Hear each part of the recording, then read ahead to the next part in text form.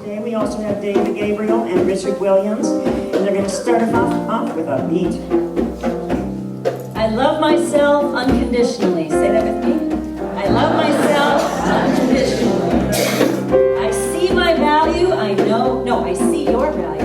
I'm going to do this. We're changing the lyrics, so I just messed it up. Let's do it again. I love you unconditionally. I love you unconditionally. Thank you. I see your value. I know your worth. I see your value. I know your worth. You got it. All right. So we're going to sing it a few times, and then you just keep singing it. We might riff a bit here and there. You just keep singing. And then I'm going to invite you to get really brave and sing it to each other. I love you unconditionally. I see your value. I know your worth. I love you unconditionally. I see your value. I know your worth. Oh, I love you unconditionally. I see your value. I know your worth. I love you unconditionally. I see your value. I know your worth. Oh, I love you unconditionally. I see your value. I know your worth. Oh, I love you unconditionally. I see your value. I know your worth. Oh, I love you unconditionally. I see your value. I know your worth. I love you unconditionally. Maybe just stand. Value. Good idea. Let's stand. I love you unconditionally. I see your value. I know your worth. I love you unconditionally. I see your value. I know your worth. I love you already. I do. I love you. I love to receive these words from you. I want you to give them to each other. All right? So, meander, turn, whatever you have to do to make it out of the song. Sing to somebody else. Here we go. Oh, oh. I love you unconditionally. I see your value. I know your worth. I love you unconditionally. I see your value. I know your worth. Turn to another person. I love you unconditionally. I see your value. I know your worth. I love you unconditionally. I see your value. I know your worth. Oh, I love you unconditionally. I see your value. I know your worth. Yes, I love you unconditionally. I see your value. I know your worth. Oh, I love you unconditionally. I see your value. I know your worth. Yes, I love you unconditionally. I see your value. I know your worth. Oh, I love you unconditionally. Yes, I love you. I know your worth. Oh, I love you unconditionally. Yes, I see your value. I know your worth. Bring it back now. I love you unconditionally. I see your value. I know your worth. Oh, I love you unconditionally. Because that's I true. see your value. I know your worth. When I love myself unconditionally, I see your value.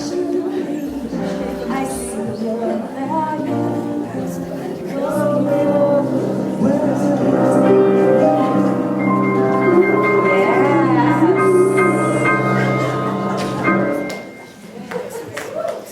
Woo! I love all of you unconditionally, and especially the young children. Do we have any children? Good morning. I don't like stands for my legs, so I'm just going to take this. Hey, I want to give a shout out to this row right here. of half a dozen people who normally go to the Center for Spiritual Living up in Medford, and they decided to come here and hang out with me and y'all today. So yay, thanks for being here. It's time to party. Oh, today's talk, license to love. License to love, giving ourselves a license to love fully. And you may say to me, because I've talked about love before here, well, Laura, are we talking about love again? And I'm going to say, yes. Yes, we are. And why? Well, this week I met a gentleman who goes to Unity in Eugene.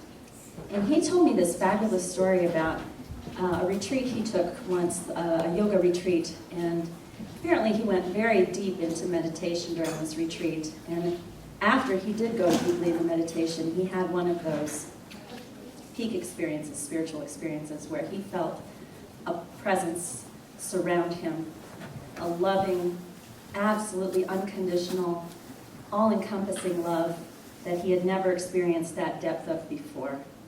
And he feels it lasted about 10 minutes.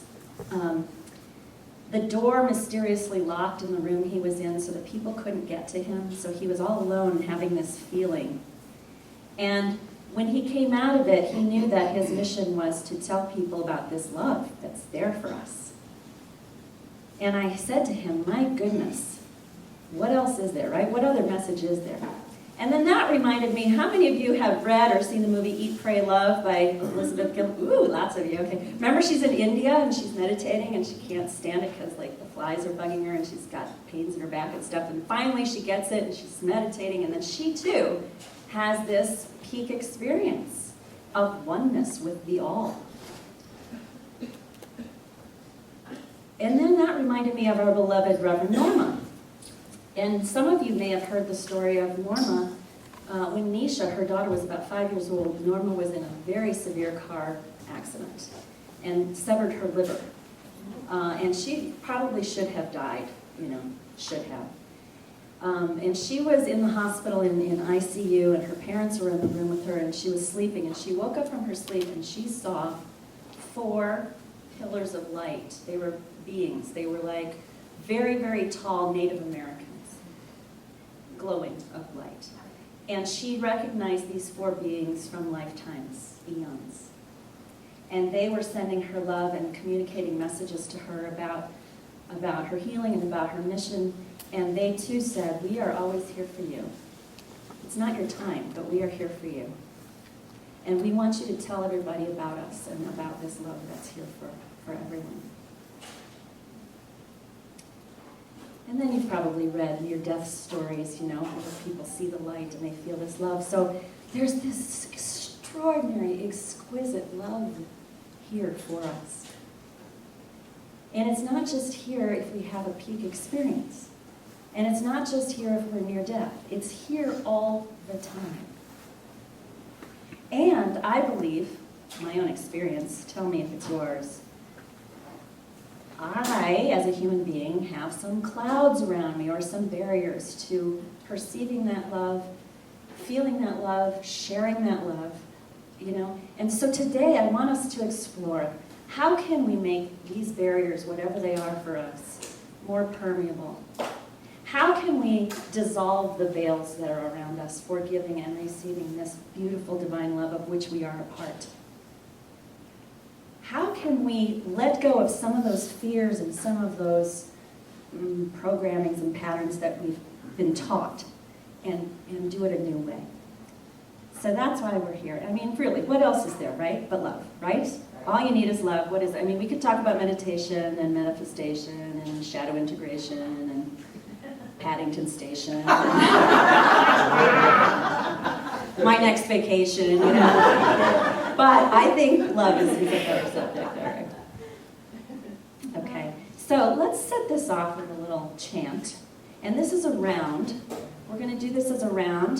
So if you consider yourself a lower-voiced person, you're going to follow David. And if you consider yourself more of a soprano kind of person like I am, you follow me. And you want to tell them the words. They're very simple. Love, love, love, love. The gospel in one word is love. Love thy neighbor as thyself. love, love, love. Or you can just say love, love, love, love, love, love. Paddington Station, love, love, love. So we're going to sing it together once, and then he'll start, and I'll come in with the round. So you can either start with him, or you can start with me when we do it the second time.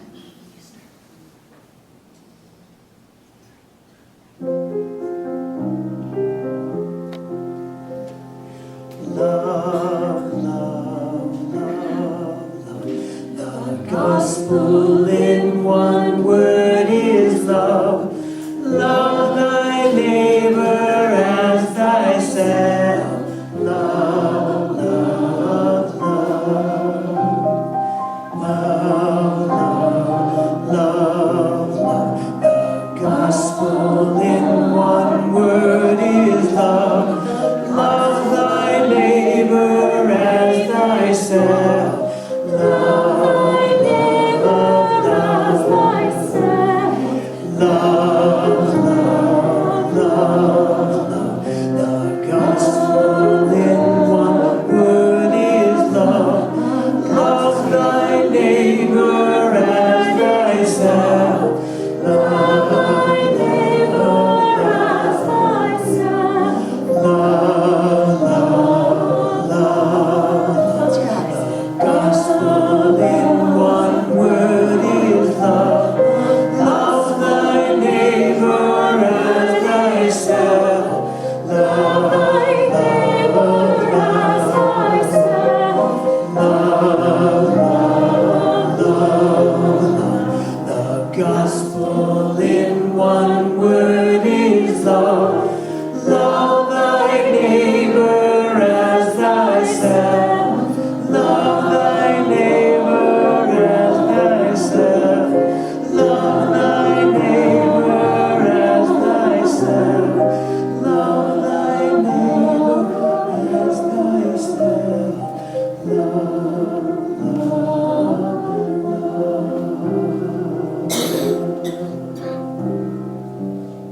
Sweet. Thank you, David.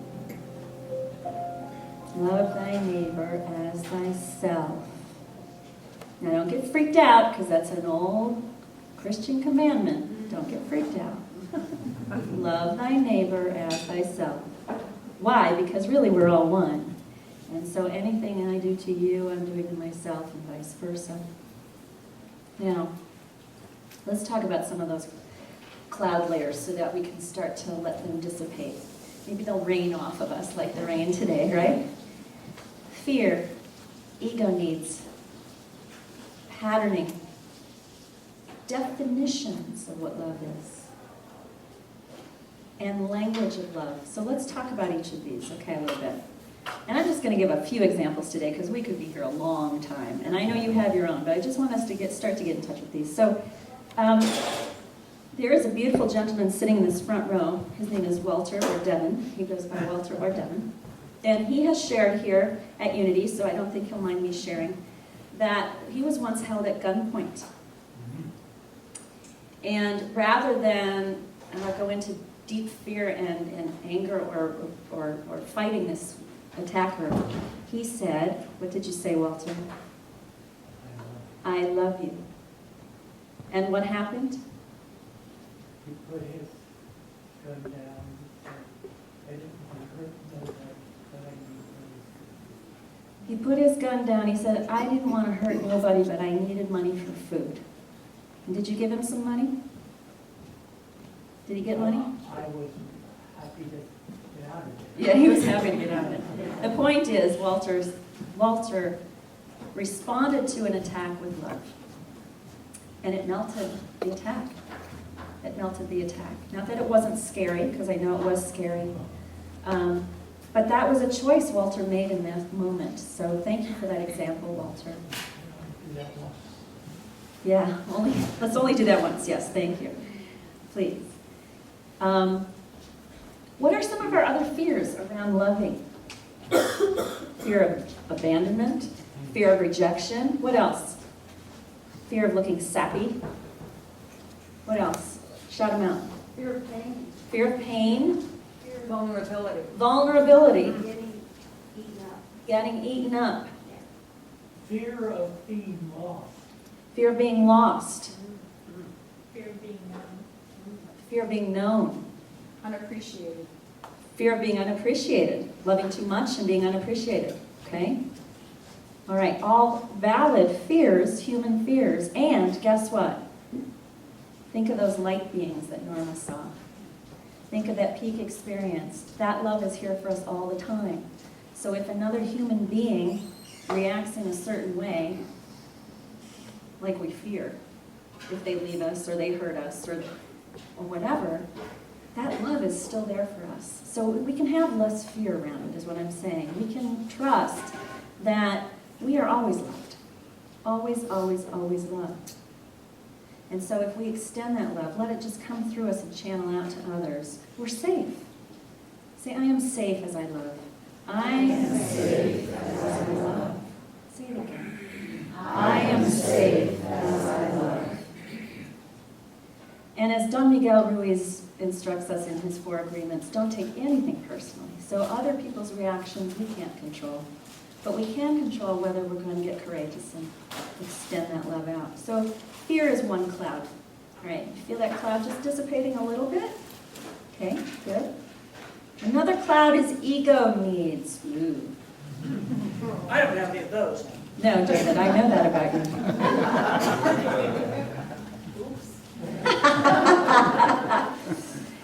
Power balance, for example. If I love you more than you love me, then we're out of sync. That's not a power balance, right? Or, pardon? Oh, you're talking to yourself, okay. Or, you know, that person irritates me, so I don't want to be around them. Which is fine. We have a right to choose how we invest our life energy and with whom we invest our life energy. And if we encounter somebody that irritates us, we still have a choice to be loving toward that person, right? Judgments. So I've got it. I'll tell on myself here.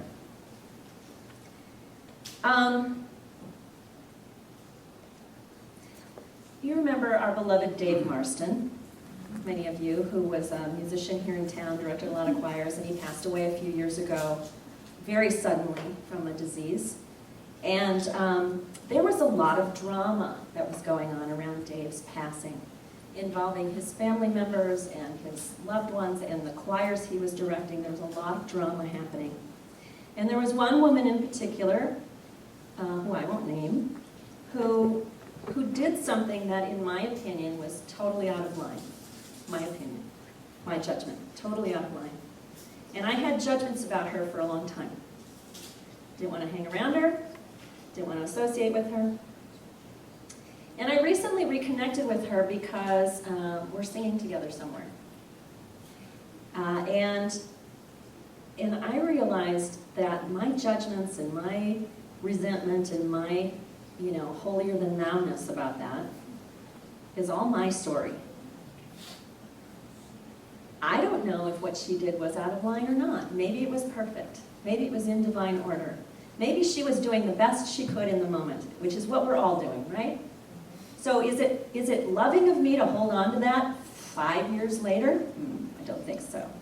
So I really consciously, when I saw her, I really consciously, energetically cleared anything icky out of my heart about her and embraced her, and we're doing fine together. So I'm glad that I've made that amends, so to speak, with her, or reconnected with her. I'm sorry it took 5 years for me to do it, but I'm glad I did it. So that's a judgment, and that was a barrier for me to loving her.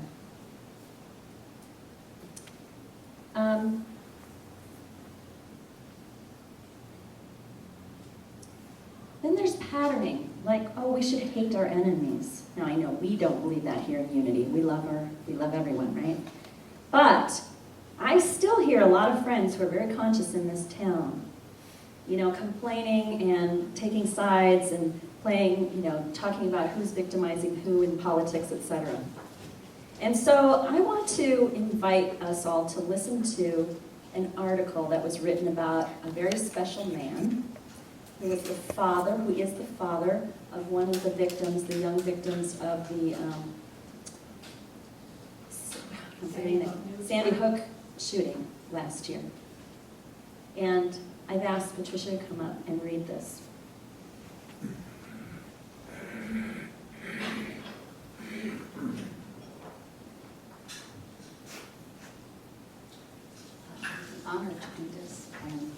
flows through me. I'm going to give you the author first, John Jatzbeck, for LifeSiteNews.com. The date being Monday, December 17th, 2012. How to Forgive a Mass Murderer. One Sandy Hook's victim's father shows us the way forward. I don't know Robbie Parker, but based upon an interview he gave to the media the day after his daughter Emile was shot and killed at Sandy Hook School, he is an extraordinary, even a saintly man. The last thing on the minds of most people following the tragic shooting that left 20 children dead is minimizing the horror of what Adam Lanza did.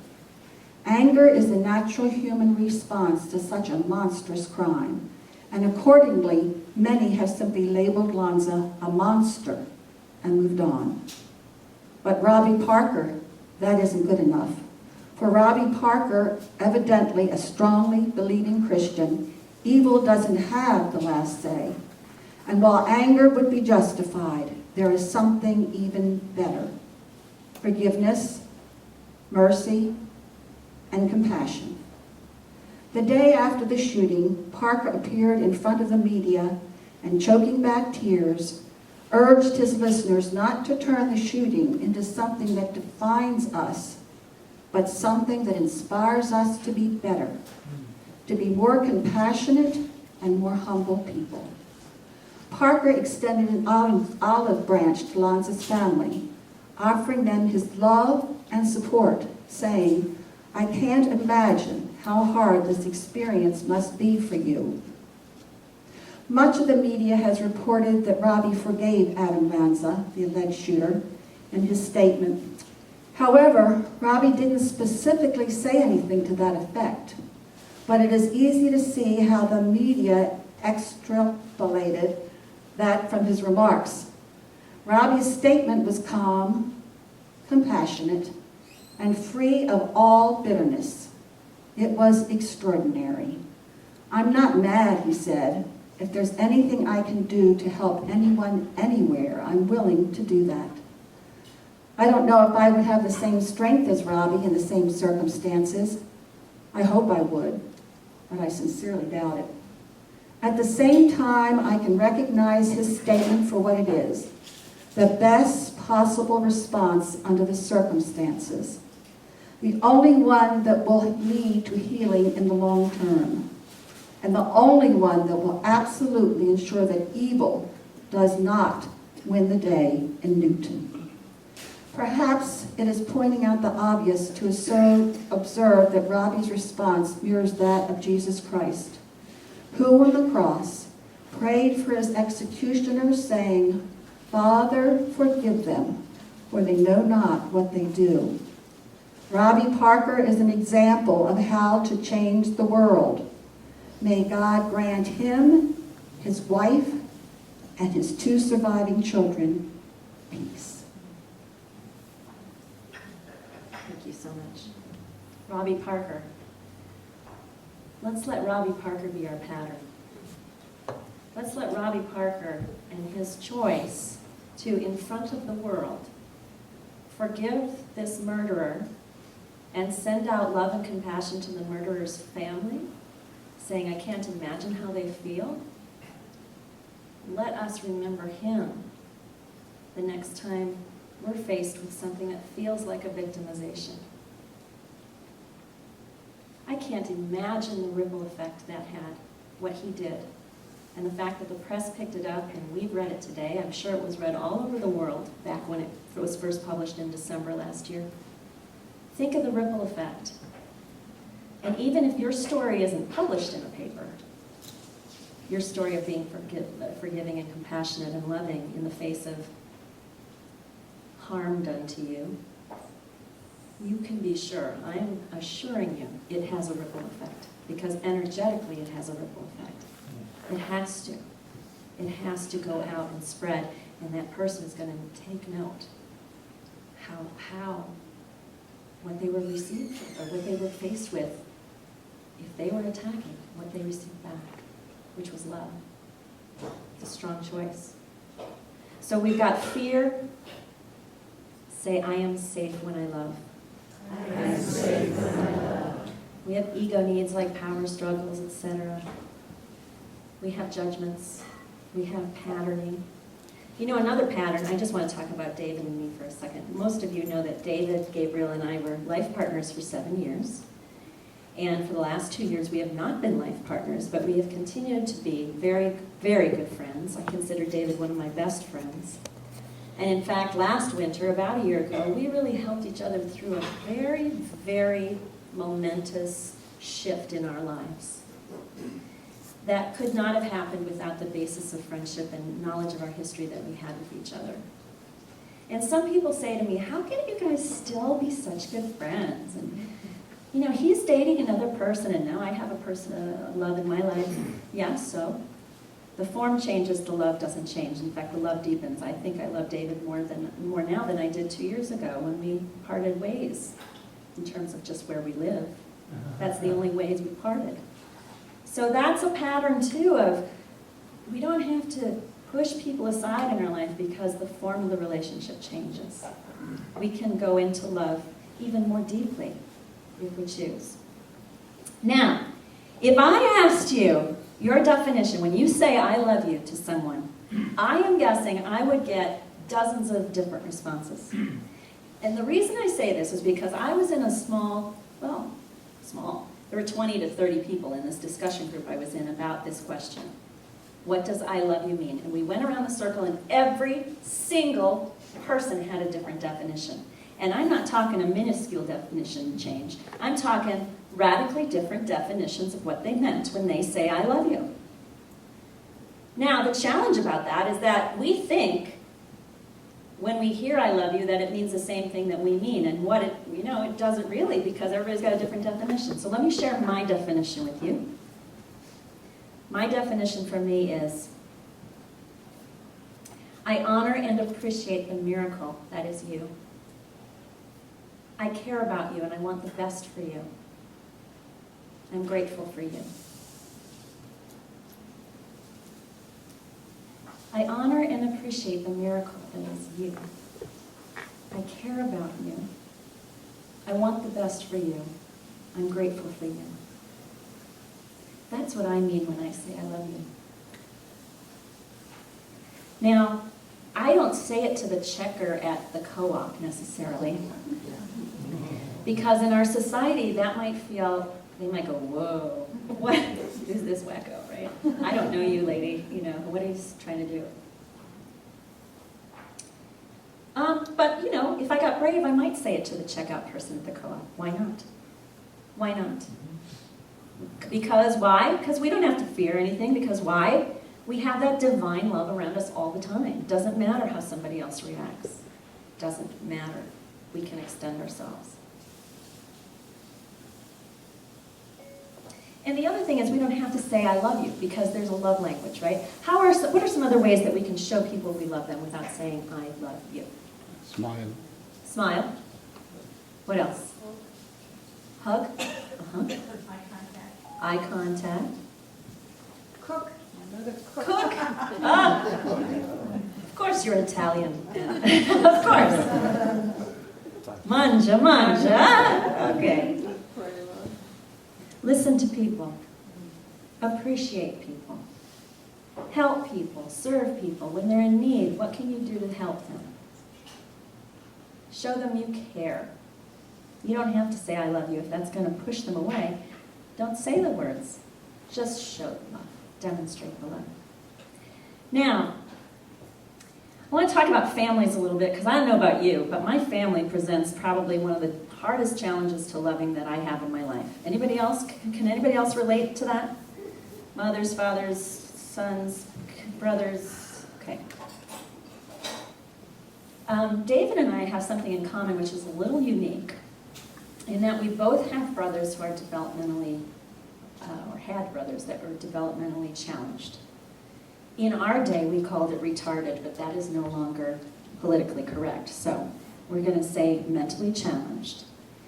And it was challenging to love. It was challenging for me to love my brother Andrew because I saw him as a thing instead of a person.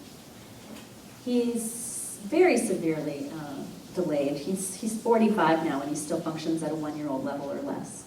So we never had a conversation. You know, we never had playtime together. I was the babysitter and he was the perpetual baby. I changed his diapers. We didn't play ball together. So it was hard for me. I mean, I grew up being taught that I love my brother, and I would say I love my brother. But I didn't really feel it. I felt like he was a thing to take care of.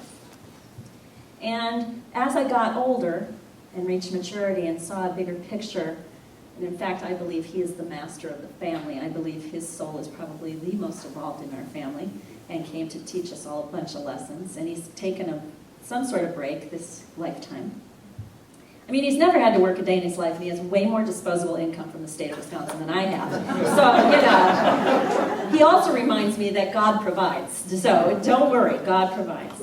But Andrew was hard for me to love. Now, today, he's not hard to love at all, because I know that on his soul level, he is just perfect and whole.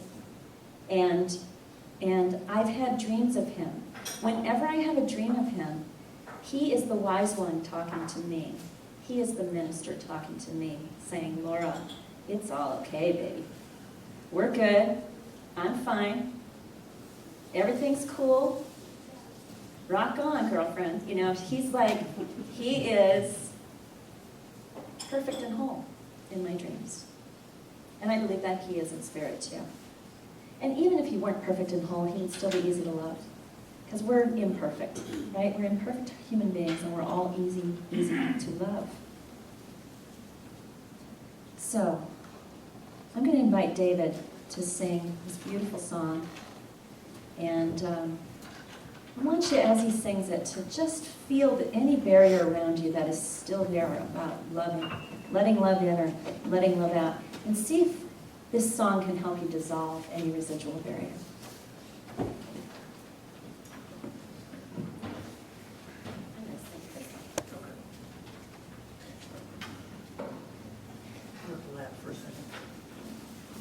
So as Laura mentioned, I have a brother who's developmentally delayed, he passed on.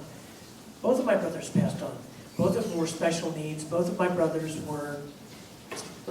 seemed like after their teens they were both mentally ill pretty much the whole time and on really seriously debilitating medication in order to control their symptoms, in order to control them. You can imagine why, in fact, I was led to write a musical called Divine Lunacy about with our main character being bipolar and having some indication of some problem. And up until my brothers died, I didn't know what regret was. I laugh, but I'm crying inside. I'm working with this. I'm working on it. I'm journaling on it. I'm talking to people about it. But the fact is that both of them, in fact, were the masters. Both of them were here to teach me. But I just didn't know it until they were gone.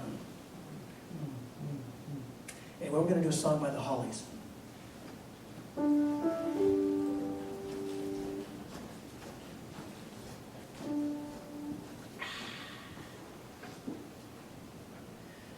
The road is long,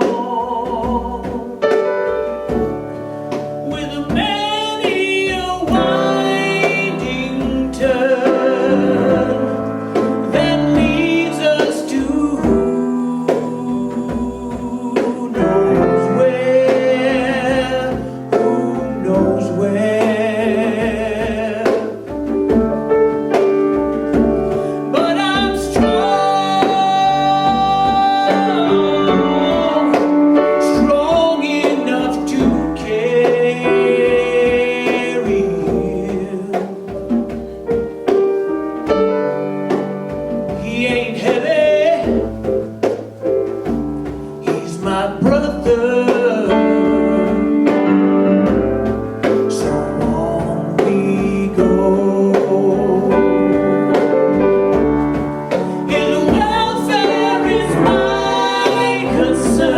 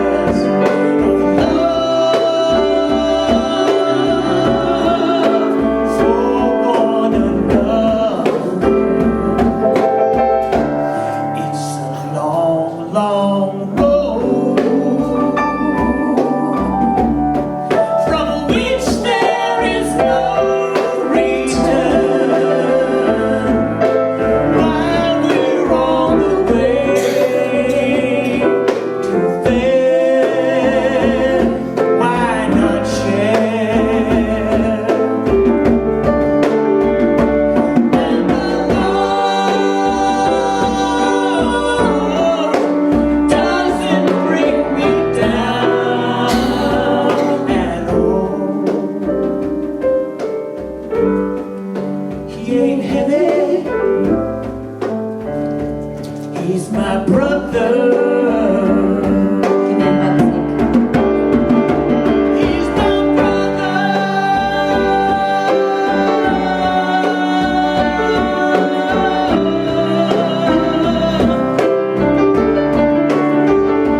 He ain't heavy.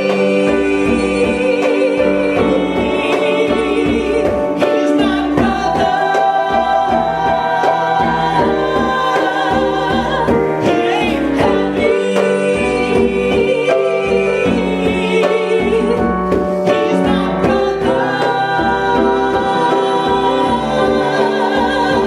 He's my brother. He's my brother.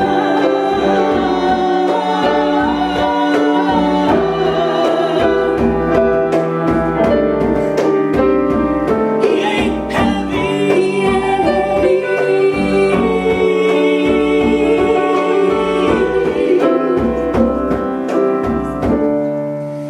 He's my brother.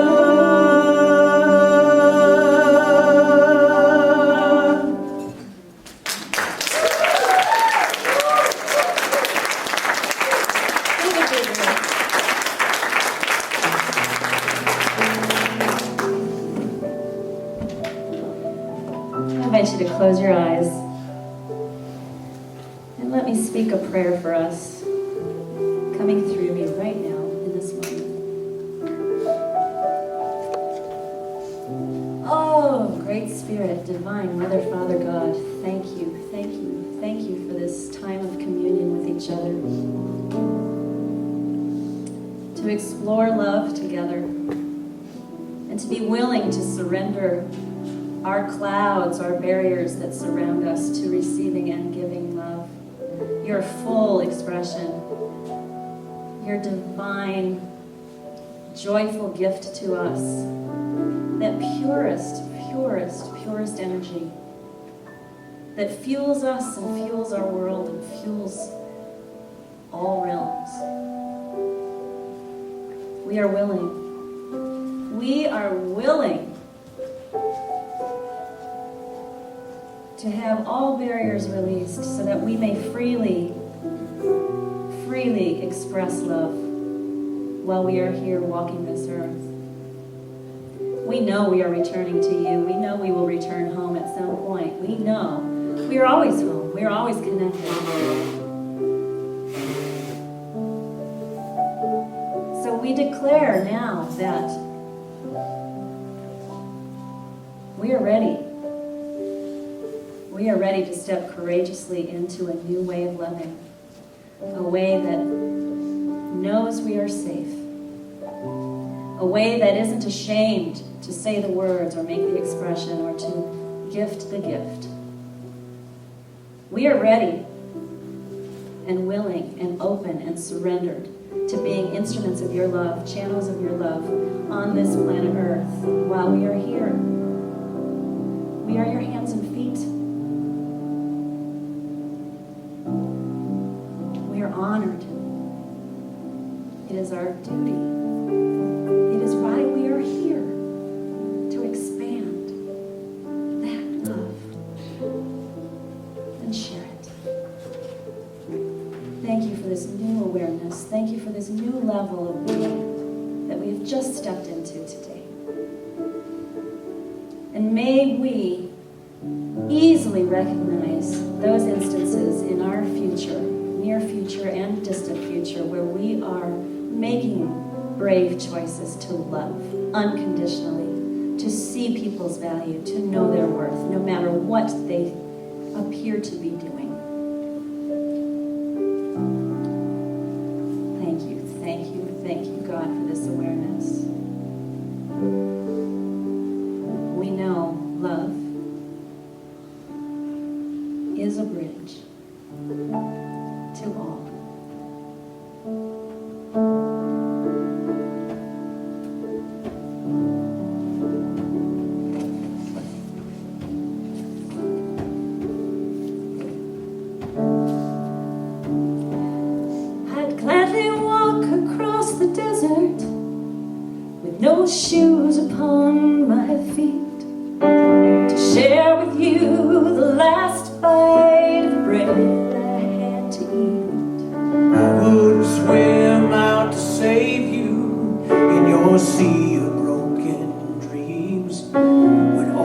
your hopes are sinking, let me show you what love means. Love can build a bridge between your heart and mine. Love can build a bridge. Oh, don't you think it's time? Don't you think it's time? I would whisper love so loudly every heart could understand that love and only love can join the heart of man. I would give my heart's desires so that you might see. The first step is to realize that it all begins with you and Everybody me. sing. Love can build a bridge. There you go. Between your heart and mine. Love can build a bridge. Don't you think it's time? Don't you think it's time? When we stand together, well, it's our place to do anything, Anything. all believing in the power, yeah. Between your heart and mine, Oh, yes, love can build a bridge. oh, don't you think it's time? Well, don't you think it's time? Let me hear you now. Love can build a bridge between your heart and mine. I love you. Love can build a bridge. Don't you think it's time? Yeah, don't you think it's stand up? Let's do it again. Love can build a bridge. Put your arms out between your heart and mine. Love can build a bridge. Oh, don't you think it's time? Don't you think it's time?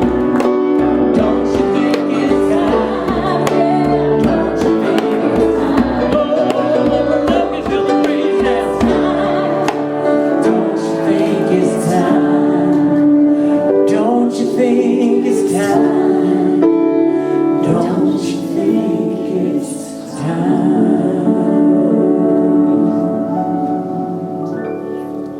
I love you. I love you. I love you. I love you. I love you. Say it out loud to whomever you are. I I love love you. Hello, camera. I love you. I love love. Thank you all and namaste. I do love What you am I, all. chopped liver? Jane, I love Jane especially.